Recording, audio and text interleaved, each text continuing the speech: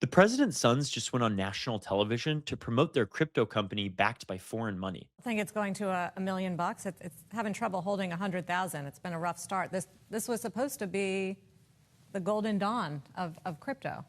Well, Bitcoin is low right now, but what we're talking here with World Liberty is going to be stable coins, right? So that's treasury-backed, it's dollar-based. Held up in the Bitcoin sell-off. I do want to ask you about the World Liberty Corporation, which has been in the news, and there was this big Wall Street Journal report about the 49% stake that was sold to an Emirati royal family member after your father was elected president, raising questions about whether they were doing that so they could get access to AI chips. A, my father has nothing to do with. B, it has nothing to do with AI chips. And C, we met in the Middle East the first time.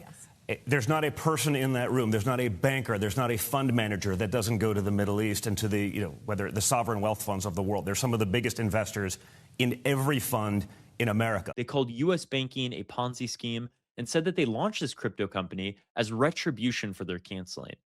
This is not just another Trump controversy because the same foreign government that's investing in their company is now also getting access to sensitive U.S. technologies. And their father is the one who controls how far this scheme actually goes. World Liberty Financial. This is the new crypto venture promoted by the Trump family, specifically Don Jr. and Eric Trump. They went on to CNBC to pitch the idea, but the interview quickly turned sideways. According to reporting from CNBC, Trump Jr. calls banking a Ponzi scheme that forced family to create crypto business. Additionally, a member of the United Arab Emirates royal family has invested roughly $500 million in the crypto company. That investment reportedly bought a 49% stake in the entire company. And when asked about conflict of interest concerns, Don Jr. dismissed them as old and tired. He said his father has nothing to do with the business. But then came what was probably the most viral part of this interview. Don Jr. called traditional banking a Ponzi scheme. And Eric Trump said that the family was forced into crypto after being canceled following January 6th. You remember that? That insurrection that the president of the United States led against our election systems? That little thing. I can't imagine why people would be canceled for leading insurrection. But here's what CNBC reporting makes abundantly clear. First, the Trump sons argue that banks cut them off for political purposes. But then, here in the article, they also acknowledge something really important. Don Jr. said that they could still call any banker in New York and get financing for their crypto company. So the family wasn't locked out of any financial system. That was a political narrative. They have access to every banker that they can get in order to get this financing. The project is not something that's small. Introducing a stablecoin and cross-border financial services and a crypto infrastructure aimed at large-scale institutional use means that they are trying to completely usurp the American monetary system. That is not just like a little side business. It is a major financial platform that's partially financed by foreign capital, and that's where the real concern starts. So let's walk through the timeline here. Step 1. A royal foreign investor buys nearly half of the president's family's crypto company. Step 2, coincidentally, that same foreign government later receives expanded access to advanced US AI chips, a highly sensitive national security issue. And then step 3, export controls on those chips are then set by the president of the United States. So that's the structure. The president controls tech export policy. His sons run a crypto company within the United States that is then heavily financed by a foreign government that's affected by the US president's policy. Even if everything is technically legal, that's exactly the kind of financial entanglement national security experts worry about. This is a conflict of interest, pure and simple. Because influence doesn't require like a phone call, it just requires shared financial interests.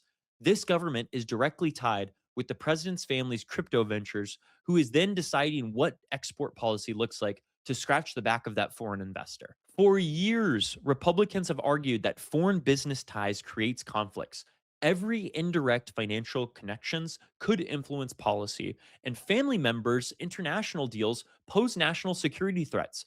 Remember this when they talked for 5 years about how Hunter Biden, Joe Biden's son, was working on a Ukrainian gas board? That is something that's sketchy. We should call out nepotism, especially when working in a foreign government. Why is that standard not being applied for the Trump administration?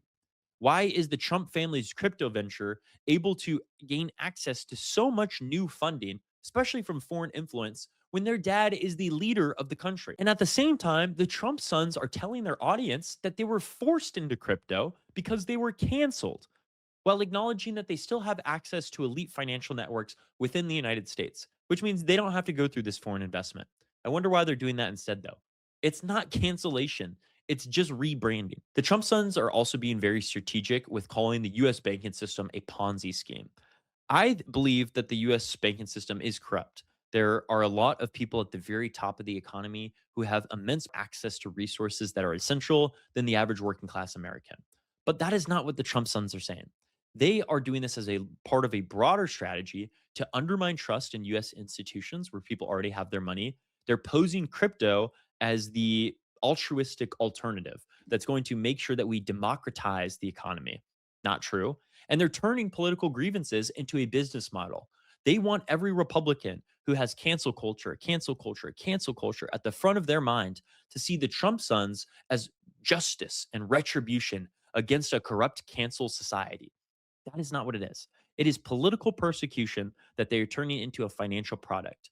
And when that product is being funded by foreign money while the family holds political power, that's where business, politics, and national security all collide together. The topic of the story might be crypto, but this is really a story about power. The president's family is running a major financial venture, and the lead investor of that venture is a foreign government who is influenced by the policies decided by the president of the United States. And at the same time, the public is being told that the Trump family is forced into this position because of cancel culture.